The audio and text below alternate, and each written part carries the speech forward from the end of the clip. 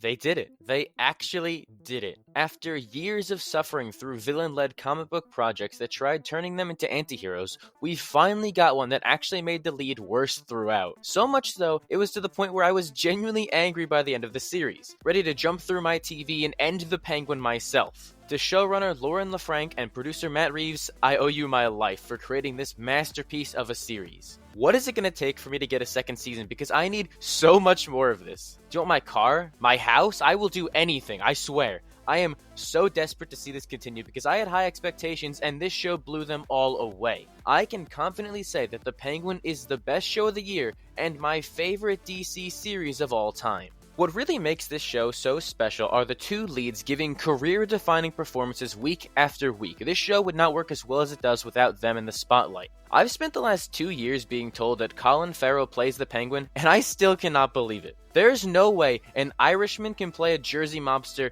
this good. How can someone be that talented? It doesn't make sense. It's not fair. The makeup team better win every possible award because he truly transforms into Oz when those prosthetics are applied. From the silly voice to his heightened expressions to the nuanced mannerisms to his deformed foot that I'm going to make you all see right here, he becomes a completely different person. Even if it is kinda stupid that they changed his name to Oz Cobb because somehow Oswald Cobblepot was too fantastical for this universe, which is an objectively bad decision, but when the writing is this good, I'm not going to complain. Maybe that's hypocritical for me to say, but it's such a non-issue and the show is way too good for me to care about a little change like that. In The Batman, Oz is an important red herring to the story, but he's also mostly there for comedic relief. We don't get much insight into who he is as a person besides the fact that he's got a short temper and is really good at Spanish. No habla español, fella! Which comes up again here and got a good laugh out of me. I love that that's just part of his character now. From the opening scene, this show makes it clear as day that Oz is not a good person and they show you why that is. They don't try and justify it or make you feel sympathy for him, you just get to watch an unstable and irrational sociopath take advantage of a broken city. I also really love the fact that he isn't very smart at all. The entire show is about this dude getting himself into worse and worse scenarios before he somehow manages to get out of it by the skin of his teeth. He's a cunning villain operating on instinct alone, which often gets him into lots of trouble, but he works hard. It's made very clear that none of this was by accident. Oz knows what he's doing just enough to get him far in this world and thrive doing it. It's only once you start to peel back those layers on the character that you see how disturbing he really is. And I cannot tell you enough just how much I appreciate this take on the Penguin. In hindsight, I feel really dumb because in an older video I said that Penguin has never been one of my favorite Batman villains, and it's like this show's goal was to change my mind because wow, do they do a fantastic job with Oz's arc here. This version of the Penguin is easily up there with some of the all-time great villains already. It's a testament to how well written the show is as they took a character I really enjoyed and turned them into someone I cannot stand, and I love that. An unbelievable performance paired with an outstanding and unpredictable story cements his place in history among the all-time greats. Nowadays, creating a truly evil and irredeemable villain is a lost art. It's a hard line to walk between boring, cartoonishly evil villains and terrifying monsters. Without the right motivations, a villain can feel so uninspired just being evil for evil's sake. To counteract that, people tried to make villains more sympathetic. Characters like Killmonger and Thanos, who have tragic origins and justified motivations, only that they're executing their plan in evil ways. And there's absolutely a place for that. They're two of the best to ever do it. But because of that, we've been missing out on villains who are pure evil. The biggest pieces of shit out there ruining lives for the love of the game. The Penguin is a welcome return to that type of villain. Sure, we do see his rough upbringing, but at the same time, he's just a rotten person on the inside and out. What makes him interesting is the drama surrounding the decisions he makes and watching him get worse as things go on. There's no sympathy for someone this evil, but he's still a fascinating character because of how well written his arc is. The journey from goofy henchman to vile villain hits hard. I am really glad they took this approach with the character because it makes him stand out amongst the rest. But here's the thing. Even with all the insane work that Colin is allegedly doing in this show, I'm onto him, he's somehow not the best part of it. That would go to Kristen Milioti's Sofia Falcone. She is electric in this show, stealing every single scene that she's a part of. I had a feeling I'd like her going into the show because, come on, it's Kristen Milioti. But she very quickly became my favorite character in it. The way Kristen plays her with such unpredictability adds a whole new level of tension anytime she's on screen. From the subtle twitches in her facial expressions to the longing stares, you can always tell that she's holding something something back. At any given moment, ready to snap at whoever even so much as looks at her the wrong way. Outwardly, she presents like she has it all together, but she's very much so a deeply traumatized person trying to do all she can to reclaim the life that was taken away from her. Because of that, there's a constant sense of uneasiness to her performance that keeps you on your toes. If she doesn't win the Emmy for this show, we're gonna need to have a serious conversation, and then probably burn down the television academy or something. It also helps to define her character a lot when we get to learn the dark and tragic backstory that made her the way she is in one of the best episodes of the season. Effectively, Sofia is the protagonist of this series. Despite her being an incredibly evil and malicious person, you can't help but root for her. At every given turn, they present reasons as to why she's justified in her cruel actions. It's so impressive how they managed to turn the Penguin into the villain of his own show. It's an angle we haven't seen in the genre before that makes this story feel incredibly fresh. Like seriously, they had me preying on his downfall after seeing what he's done in the past and present to Sofia. It's such a smart move to approach this show from that perspective. It feels really realistic that he'd have screwed other people over to get where he is today, and then has to deal with the repercussions of that. I love the idea that they're using this newly revealed info to turn the audience against him. It makes Sofia such a likable and interesting character as we follow her story, learn her aspirations, and see her grudge with Oz develop. There aren't enough good things I can say about the way they handled Sofia in the series. Watching her slowly become more and more unhinged as time went on felt so natural, and it's all thanks to Kristen's performance. I could not get enough of her, and that's not just because she looks like that. Okay, well, it definitely is a big percent of the reason why, but seriously, it's because of how she elevates this character. Easily the standout of the entire series, and hands down one of the best adapted Batman villains to date. Not to sound cliche, but also to definitely sound cliche, because I mean every word of this. Another great character in this show is the city of Gotham. It takes on a whole new life of its own as they explore the criminal underworld of the city. We got a good taste of that through the 44 Below in the Batman, but that was only the tip of the iceberg. Lounge. Here we get to dive deep into the complicated criminal underworld and see how things operate from a perspective Batman never could. The battle and differences between low and high society is a constant theme of the show that they make really good use of. From the way the rich are favored and the poor have to suffer, it's building off of what we saw in the Batman with more depth than ever. No other adaptation of Gotham, besides maybe like Gotham itself, but that's unfair because they had 5 seasons to work with, has explored the city as well as this show has. If it wasn't already, which it definitely was, let's be honest, this has become my favorite adaptation of Gotham City. Visually alone, it beats out all the rest of them. Don't get me wrong, I love the hyper-stylized look of the world in the Burton movies, but that aesthetic never felt real. You could always tell it was just movie magic. In comparison, Gotham in the Penguin feels like a place that could really exist while still getting a distinct creative vision. The Gothic architecture really pops, but it's how dirty and grimy the city is that makes it all stand out. There's a loving attention to detail in the set design of the series as they go the extra mile to give Gotham a unique look. Being able to see how things operate on the ground level adds so much depth to the world and makes it feel really authentic, but most importantly, we're finally getting to see just how evil Gotham truly is. No other adaptation has done that aspect of the city justice. A stand-in for Chicago does not hit the same as seeing a city that brings the worst out of its people. Crime and corruption run so rampant that it's a kill or be killed world. No matter how pure-hearted you are, the city will break you down eventually. The show highlights how devilish Gotham is, with evil legitimately creeping around every corner. From high-level corruption in the legal system to drug dealers taking advantage of the downtrodden,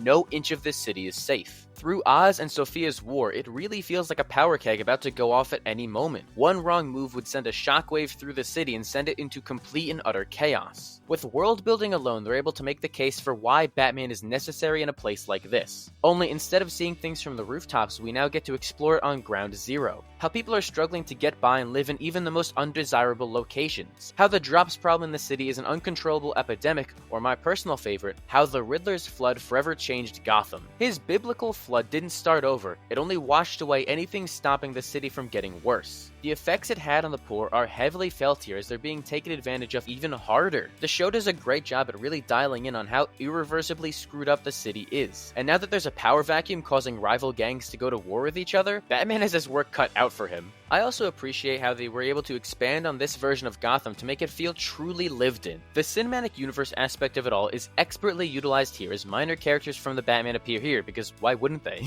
They're small appearances, but they go a long way in establishing this place as a fully realized version of the city. And it's also just funny to hear Chief Bach's voice again. Just having these characters pop up again is huge for world building as they build off the events of the film. If the Batman built the foundation for how the city should look and act, the Penguin built an entire house to give us an in-depth look at it all. Okay, I have no clue if that metaphor worked, but my point here is that the Penguin's expansion of Gotham's lore is one of the best parts of this perfect show. It's a thrilling crime drama through and through, and one that you can't help but get invested in. However good you think this show is, I promise you that it's better. It's prestige TV that takes these characters, both familiar and new, and gives them such rich backstory and motivation. Watching the war between two families escalate, with Oz in the middle attempting to play both sides, is as stressful as it sounds, and it makes for some really engaging television. If you've made it this far into the video and still haven't watched The Penguin, you should really be doing that. I cannot recommend this show enough. It has easily solidified itself on the Mount Rushmore of comic book shows. I'm gonna start talking spoilers now anyways, so either go close this video and watch The Penguin, or prepare to have this life-changing show ruined. Don't say I didn't warn you.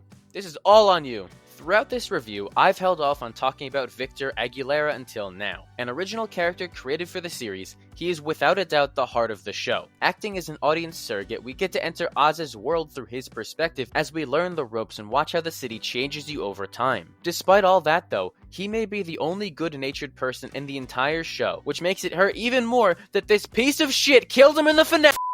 I'm sorry, that got out of hand really quickly. That wound is just very fresh for me, and I am really angry at Oz for taking Vic away from us. I know I made a whole video talking about why Batman shouldn't kill, but I think he should be allowed to kill the Penguin this one time because this hurts. When he first met Victor, I thought it would be a really interesting idea to kind of humanize Oz through him. They weren't trying to justify his actions, but they were making it clear that he still has a soft spot deep down. He could have killed Victor after he tried to rob him, and honestly I think he planned on doing it, but after hearing his stutter, it was an eye-opening moment for Oz. In real time during that scene, you can watch him process things as he lowers his guard and tries to help the kid out. Simply put, he sees himself in Victor and can't bring himself to harm the kid. A young, disabled boy doing what has to be done to survive a cruel city that's constantly beating you down. Also, quick tangent, but I want to mention how cool it was to see the Riddler's flood from Vic's point of view. In The Batman, we watch in horror as the city's streets are flooded with water, but we see it from above. It's even more effective here because we're watching it from the ground level, through Vic's perspective as we get to see the damage firsthand as it crushes his community.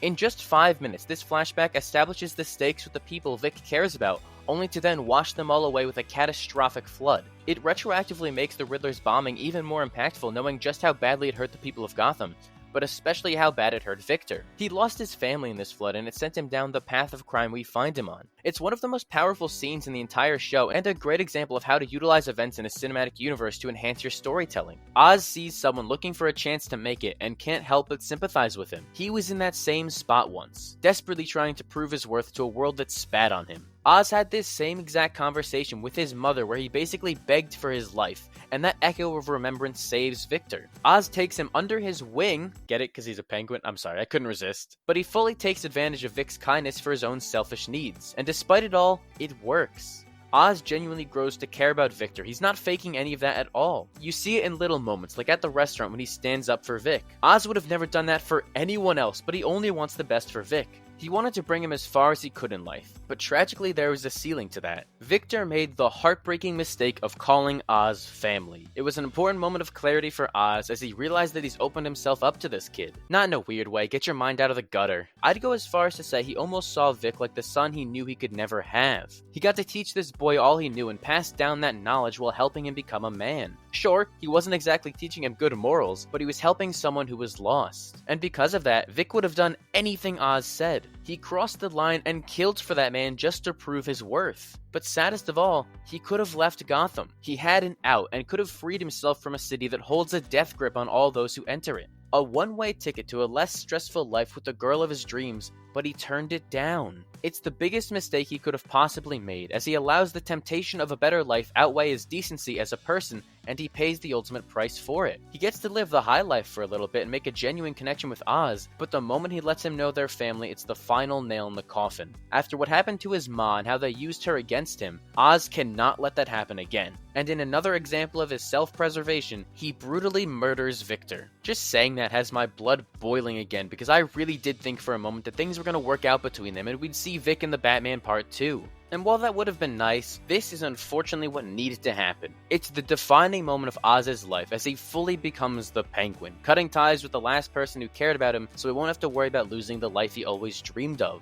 As he suffocates the heart of the show, he's effectively killing off the silly and likable Penguin we once knew as he embraces being the devil his ma always thought he was. It's some incredible writing that brings this chapter of his life to a close as he starts this new journey to become Gotham's Kingpin. I cannot tell you enough how much I love this direction they took Oz in. They teased the idea of making him a more sympathetic villain, a working class mobster that you root for, but it's much more interesting to see him as this irredeemable monster. Someone so disgusting that he's willing to accept a life of delusion and call it happiness. If Oz killing Vic wasn't enough to make you dislike him, the rest of the finale assures that you won't be able to stand the sight of the Penguin. At every turn, Oz prioritizes himself over anyone, even his own mother, the driving force of his motivations in the show as he works to give her the life she deserves. He won't even admit the truth about how he killed her other two sons, despite the fact that she already knows it. He's convinced himself that he did the right thing killing them to make her life easier, and confronting the truth that what he did only ruined her is too much for him to handle. Oz is so deranged that he would let her get hurt rather than admit he ever did something to hurt her. As long as he isn't the one directly doing it, he doesn't see himself as the bad guy. He's so disconnected from reality and committed to his ends justify the means mentality that there's nothing he won't do to protect his own skin and achieve his dreams. Even after his ma admits to hating him, he can't bring himself to let her die peacefully. He'd rather keep her in a constant state of purgatory just so he can say that he finally got her the life she always dreamed of. And yeah, she may be living in that penthouse suite on top of Gotham like she always wanted, but she'll never know it. He had one chance to make things right with her as Sofia tried to force it out of him, but he chose total self-preservation instead. It means he got the empire he always wanted and promised her he would, but at what cost? He had to kill Vic to get there, and his mom hates him now. He's now completely isolated and surrounded by false love as a way to fill the void in his heart. The wealth, the power, the status, nothing could even come close to hearing that his mom was proud of him, and because of his own selfish choices, he'll never get that. So in the most disturbing moment of the entire show, which says a lot, he pays Eve, his lover and a stripper, to dress up as his ma and tell him that she's proud of him. God, my stomach is churning just thinking about that, and I love it. I can confidently say that this version of the Penguin is the most unsettling Batman villain ever adapted into live action. I have never hated a character more in my life. They did such a fantastic job here. Also, the Penguin has a TikTok account. That's not really relevant here, I just think it's funny that the Penguin has TikTok. Do you think he knows about the Costco guys? Do you think they were bringing the boom when the Riddler's flood hit? Anyways, I'm getting sidetracked. There is truly nothing to like about him anymore. All the charm is gone as it's replaced with a pathetic and power-hungry monster willing to do anything to get ahead in this world. Any humanity he had at the start of the show is long gone by the end of it. As long as he's on top with his ma by his side, he doesn't care how he got there. It doesn't matter to him that he had to step on everyone to do it. It doesn't matter that he had to kill the only person who genuinely ever cared about him. It doesn't matter that his poor mom is living in her own personal hell with the devil. In his eyes, he won. And now with nothing to lose, he's sure to be a real problem for Batman. All that being said though, I think that what may be the saddest part of this entire show is what happened to Sofia as she suffers a fate worse than death. In what is far and away the best episode of the season, Centani, I don't know man, I'm not Italian, I can't do this. Episode 4 is entirely dedicated to showing us Sofia's origin, and it is really hard to watch. In this flashback, Sofia starts to put the pieces together and discover her mother was killed by Carmine Falcone, now played by Mark Strong, who does a fantastic job both making this character his own and making him feel like John Turturro's version just enough.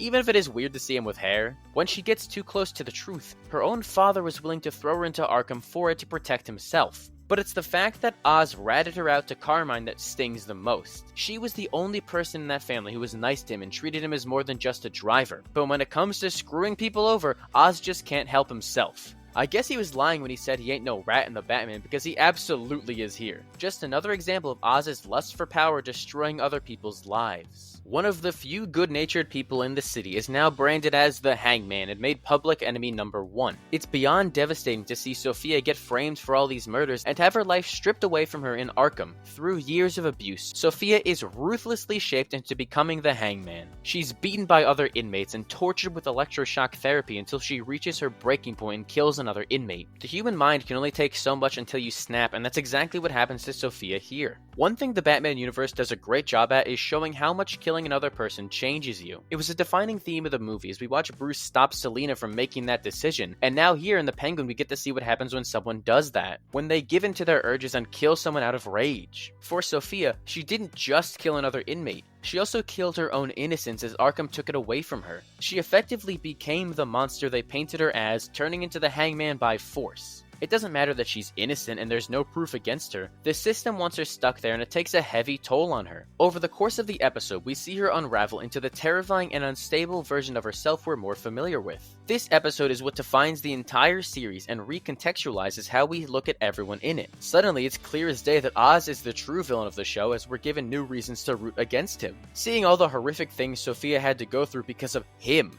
she becomes the hero of this story and someone trying to get revenge on the person who wronged her. Once Sofia is finally free of Arkham, she's a changed woman. A beautifully layered character and living proof of how this city treats good people. Sofia Falcone is dead, but from the ashes rises Sofia Gigante. Now ready to take back her life and rip power away from the men who controlled her, she does just that. And let me tell you, it is so satisfying watching her tear through the old Falcone Empire and burn it all to the ground. The bad things she does aren't exactly justified, but after seeing all the things she went through because of these people, you can't help but cheer her on and support this path of vengeance. Her war with Oz becomes so fascinating to watch as it escalates more and more, both of them struggling to outdo the other and gain control of the city by any means necessary. They genuinely had me hoping that she'd kill the Penguin and get the revenge she deserved, but that was too good to be true for a dark, careless world like this one. Sofia did everything right on this path of revenge, but the one thing she couldn't account for in her plan is how pathetic Oz was. By all means, she should have won this,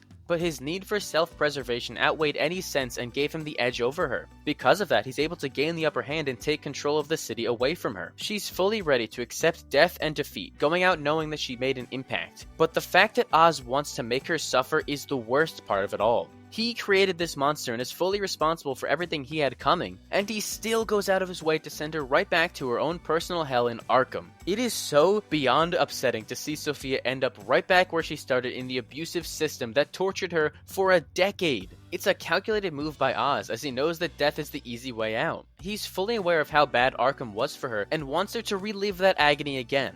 It's far and away the most depressing outcome of the entire series, and just another reason why this show is as good as it is. It completes its goal of making the Penguin the most unlikable character possible by having the protagonist lose in such an upsetting way. I really feel for Sofia. She didn't deserve it the first time around, and she sure as hell doesn't now. It just goes to show how far great writing and a show-stealing performance can go in getting you attached to these characters. If there's some silver lining, some semblance of hope, it's that Oz is not going to get away with this. The final shot of this show is genuinely one of the best I've ever seen. As Oz celebrates his victory with a twisted dance, Eve gloating how nothing is standing in his way, the camera pans out to see the Gotham skyline as the bat signal is finally lit up. Not just a call for help, but a warning to the Penguin that he's on Batman's radar now. Seems like there might be something in the way after all, huh? It's a perfect ending to the series and put the biggest smile on my face. I was bouncing around my room with excitement watching that. Adrenaline pumping so hard I was ready to run through a wall. Thank you for finally making your presence known, Bruce. We could have used you when that entire city block was blown to smithereens. But then again, if I fumbled Catwoman, I'd also be afraid to show my face in public again,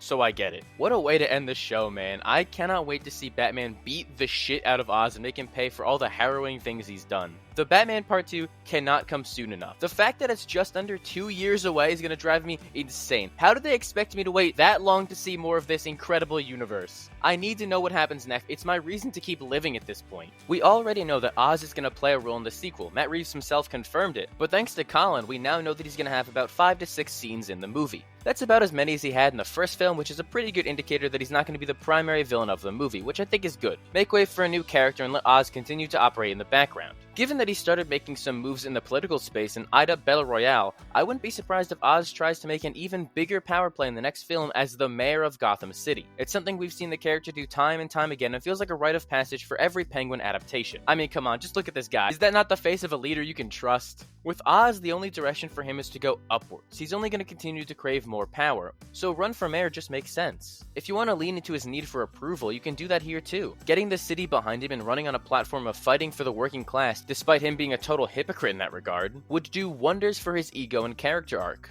Granted, that's all speculation based off something I'd barely even call an interaction, but I think it'd be a really interesting direction to take him in. Especially now knowing that, according to Reeves, Bruce is going to struggle to be Batman in the sequel. Listen, taking forever to edit has its perks sometimes. I would have never been able to get this into the video if I made this on time. But I think this Mayora run could be the reason why. Fighting for a city that chose a mobster to lead them would be incredibly demoralizing. Bruce trying to be a symbol of hope in a city that corrupts everyone it touches, struggling to fight through endless waves of evil and be the shining light people need right now, sounds so incredibly peak to me. I would love to see them take this angle in the sequel and show just how hard it is to be hopeful in a place this bleak, and in spite of it all, persevere and be the beacon of optimism that Gotham so dearly needs. And maybe this means to lean on the Bruce Wayne part of his identity more, which I think is a really important thing this sequel needs to cover. The most interesting tease towards the future, though, comes in the form of a letter that Sofia gets in Arkham from none other than her half-sister Selina Kyle. First of all, I loved the way they did this. The inklings of Catwoman's theme in the score got me unreasonably hyped hearing that again. It's also nice that even when Sofia is at her lowest, she gets a glimmer of hope with this letter. The obvious implication is that Selina may break Sofia out of Arkham, but I'm not sure that'll be in the Batman part 2. I feel like they're gonna wait to let Selina stay out of Gotham for a bit like she wanted to before she can't resist its pull anymore, and returns in like the third movie or something. When her path does inevitably cross with Sofia though, it'll be really interesting to see how they interact with each other, especially from the fact that they could not be more polar opposites. Sofia was raised rich and profited off organized crime, while Selina had to scratch and claw to survive this city. She made it very clear that she did not support her father's empire at all. So how's she gonna get along from someone who directly tried to take that over? Based on what she said about the rich in the first film, I think Selina would naturally hate Sofia. Their dynamic is gonna be so compelling to watch play out to see if they can coexist and bond as sisters, or if they're destined to become enemies. Only time will tell. Unless you're Matt Reeves watching this, then please tell me right now. I don't want to wait any longer. I need to know what's gonna happen in this movie. This is all I'm gonna be able to think about for the next 2 years. Please. I'll give you anything you want. You want money? You want me to kill someone? I'll do it. I don't care. The Batman Epic Crime Saga simply does not miss. Even if that name is kinda goofy, they've gone 2 for 2 with 2 genuinely perfect projects. The Batman is in my top 3 favorite films of all time, so I had high expectations going into this series. Especially focusing on a character who I was unsure about being able to lead their own project, but at this point I need to learn to just trust Matt Reeves, because God did this deliver. I'm a comic book show junkie. I watch these series religiously, so I think I'm in good authority to say that this is up there with some of the best of them. It's paced incredibly well as the tension rises episode to episode until a violent crescendo in the finale. Led by 2 charismatic and nuanced actors giving career performances, it's one of the most thrilling shows of the year and has cemented itself as one of my all-time favorites. I'd love if they found a way to continue it in a second season, but if not, that's fine by me. They're leaving behind a great legacy with a masterpiece of a series that turned a goofy side villain into the single most repulsive Batman villain to date. It's an amazing achievement that everyone involved should be proud of. A beautifully dark exploration of power in a city that brings the worst out of you. Nothing I say here is going to do this show justice. It is masterful must-watch TV, and I cannot recommend it enough. Even if the HBO admin is marketing it in the most unhinged way. Have you seen this? I feel like nobody's talking about how f***ing insane this is. Why are they doing brain rot edits to market this show? And why is it kind of working? What is going on? I don't get it. How is nobody talking about this? Alright, you know what? I need to calm down and go rewatch this show immediately, so I'm gonna go ahead and end things here. Thank you all for watching. If you enjoyed what I had to say, feel free to give the video a like, and make sure to subscribe so you don't miss the next one. What did you all think of the Penguin? I would love to hear what everyone has to say and continue the conversation down below. And if you want to see another video like this, you can click right over here. If you don't do it, I'm gonna start talking like this every video, and you don't want that. Oh, I cooked a pizza, I'm the freaking Penguin.